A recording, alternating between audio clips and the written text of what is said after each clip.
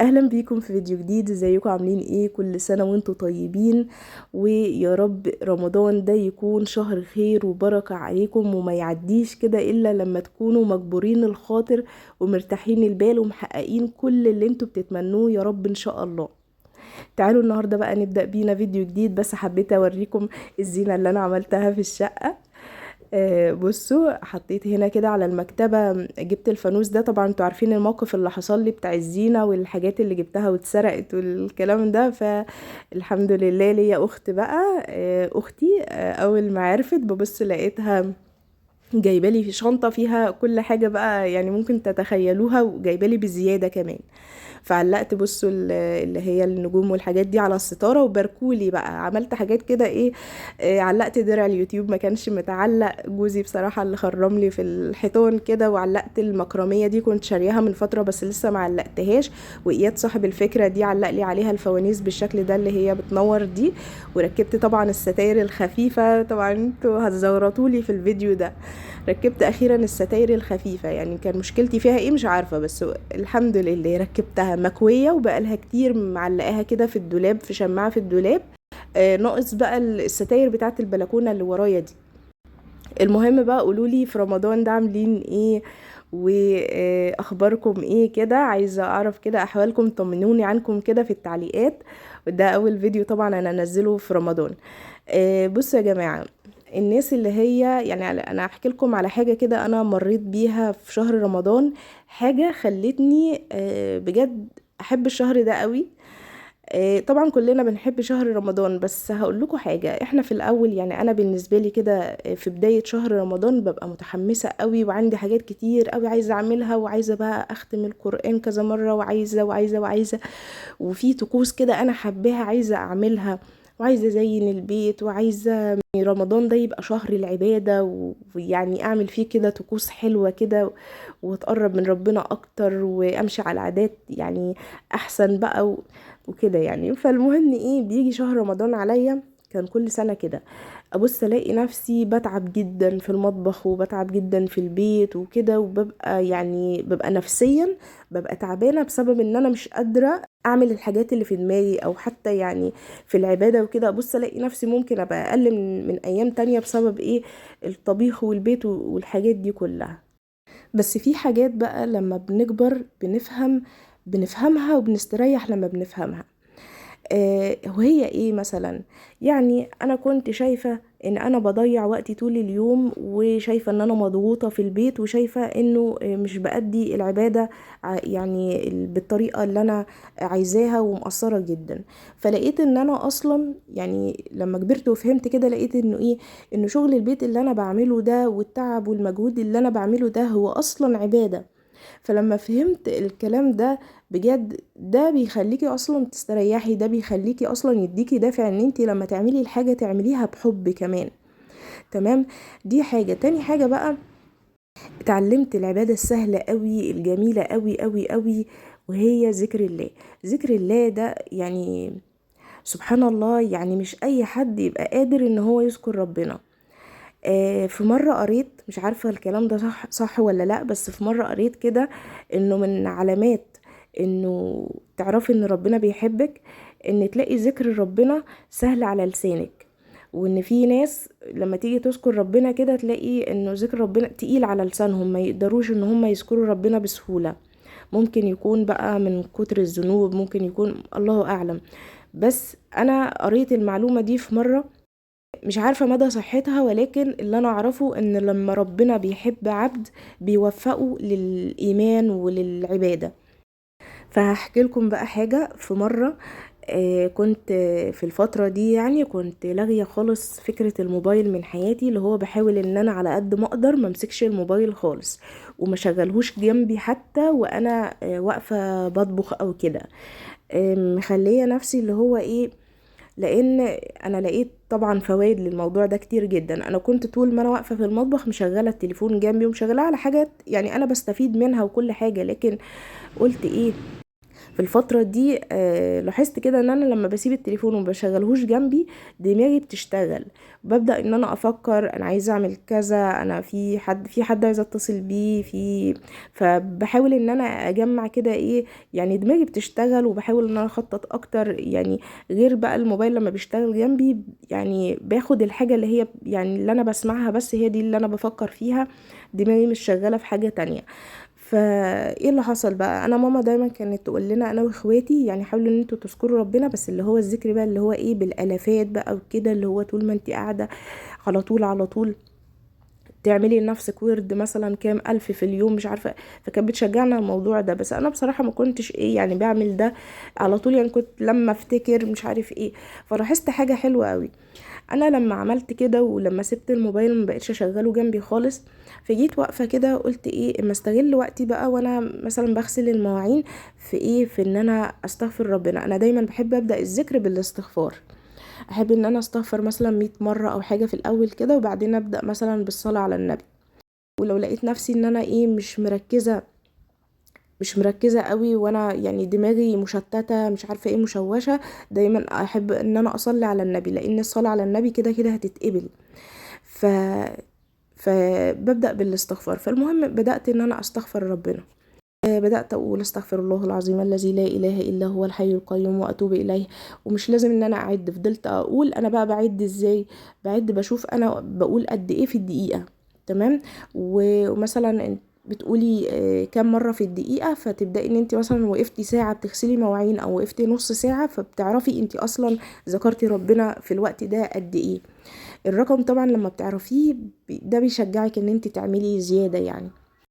فالمهم جوزي كان خارج وخرج راح مشوار قعد فيه حوالي 4 ساعات وجه لاني لسه ايه مستمرة في الذكر. فدي بصراحة كانت حاجة جميلة جدا. فاللي حصل بقى ايه، ان انا في اول 5 دقايق من الاستغفار، في اول 5 دقايق يعني اول ما بدأت كده، طبعا انتي تستغفري وانتي حاضرة يعني اللي هو ايه، اللي هو انتي مركزة قوي وحاضرة ومن قلبك، عارفة الذكر كده يخرج من قلبك ان انتي يعني بتذكري ربنا. دي حاجة ايه، مش اللي هو بتقولي وخلاص وانتي اصلا عقلك مش حاضر، لا حاولي ان انتي كده ايه تكوني بتقولي بقلبك. ليه بقى؟ الموضوع ده له فوائد كتير قوي. اللي هو ايه، اول ما بدأت كده يا جماعة ببص لقيت انا كان عندي مشكلة كبيرة قوي، وكان في حاجة مضايقاني جدا جدا. تمام. وكنت يعني من اليوم اللي قبلها كنت نايمة معيطة، وكنت بصوا كنت متضايقة جدا وما حكيتش لأي حد خالص. ما بحبش لما اكون متضايقة بحاجة في حاجات كده اللي هو محدش هيفهمها غيرك، فمش هينفع تحكيها لحد. فاللي هو ايه يعني حلها في ايد ربنا. فالمهم بقى ايه، اول 5 دقايق جت في بالي المشكلة دي، حسيت ان انا ما عنديش مشاكل اصلا، وحسيت ان المشكلة دي تافهة وانها ولا حاجة بالنسبة لي. طبعا انا سايبة الفيديو شغال، ويعني لو عايزين تسألوني عن حاجة بقى في التعليقات تحت.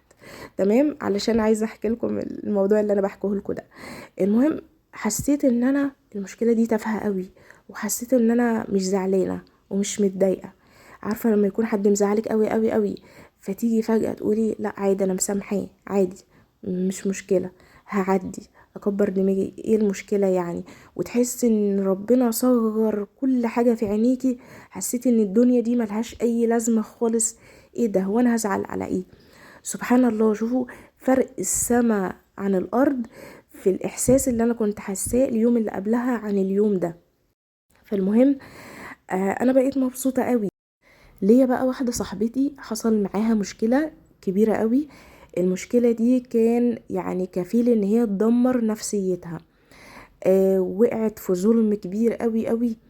عايزه اقول لكم ان هي ما شاء الله عليها، يعني بتصلي قيام الليل على طول مداومه عليه، وعلى طول مداومه على الاذكار وبتذكر ربنا يعني كل يوم كتير، عامله لنفسها ورد كبير جدا، والسبحه دي على طول في ايديها. المهم ان هي المشاكل اللي هي فيها دي كانت، رغم كل المشاكل دي كانت صامده. بتقول انا بقوم اصلي قيام الليل واسبح ربنا، وتقعد تسبح ربنا فترة كبيرة. بتقول انا بقوم من بعدها، بقوم كده من على المصلية بحس ان مفيش عندي اي مشكلة، بحس ان ما عنديش اي حاجة خالص ولا بفكر في اي حاجة، وكل الدنيا دي بتبقى صغيرة في عيني. فانا بقول لكم يعني اقل حاجة ممكن يعني تحصل لكم بسبب ذكر ربنا، يعني هو يعني في حاجات كتيرة جدا احنا بجد غافلين عنها. بحكي لكم الكلام ده ليه؟ بحكي لكم ان ذكر ربنا ده عبادة سهلة قوي. ان احنا لو انتي واقفة كده بتعملي مضغوطة وطول اليوم انتي شغالة في البيت، تقدري ان انتي تذكري ربنا طول الوقفة، طول وقفتك في المطبخ. اصل انتي بتعملي حاجة روتينية اللي هي مش محتاجة تفكير. بتعملي المواعين دي احنا مش محتاجين ان احنا يعني نركز فيها.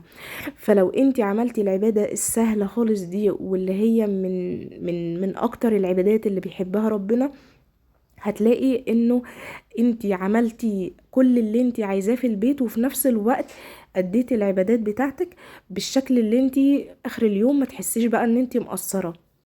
وطبعا لما بتفهمي وبتعرفي قد ايه الثواب اللي انت بتاخديه لما تقفي على رجليكي وتطبخي وتخدمي ولادك وتخدمي جوزك وتخدمي نفسك، وتبقي مروقة بيتك ومنضفاه وعاملة حالة روحانية حلوة كده تشجعي بيها أهل بيتك على عبادة ربنا، وتقعدي في وسط ولادك كده بعد ما تخلصي كل اللي وراكي كده، تقعدي في وسط ولادك تمسكي مصحفك، تصلوا تقروا قرآن مع بعض. فاكيد انت بتؤجري اجر كبير جدا على الموضوع ده.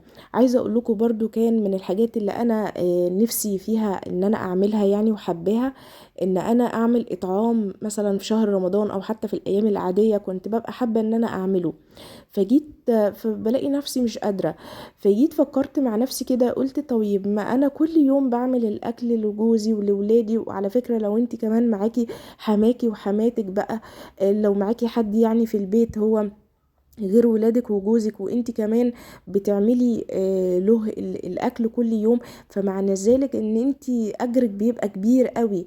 فحاولي ان انت تستغلي فرصة حاجة زي كده في ان انت تبقي العمل ده يبقى لوجه الله، اللي هو انت عايزة الثواب من عند ربنا. انتوا عارفين انا شبهتها لكم بالاطعام ليه؟ لان انا قلت لنفسي طب ما انا بعمل كل يوم في البيت عندي وبناكل كلنا، فانا بخدم بيتي كله، معنى ذلك انه انا باخد الثواب ده. انتوا عارفين اللي بتبقى بتعمل وجبات اطعام وكده بتبقى فرحانة قوي قوي. فليه؟ علشان هي حاسه ان هي بتعمل حاجه لربنا، وربنا هيديها اجر كبير قوي على الموضوع ده. طب ما لقيته نفس النظام في بيتك. ما انت لو بتعملي الاكل ومعاكي حماكي وحماتك، انت كده بتعملي لناس ممكن يكونوا مثلا انت فرض عليكي ولادك وجوزك، بس مش فرض عليكي مثلا حماكي وحماتك. رغم ان انا شايفه انه لو معاكي في البيت، انا كنرمين بشوف انه لا، فرض عليا، ما ينفعش ان انا حماية وحماتي في البيت و...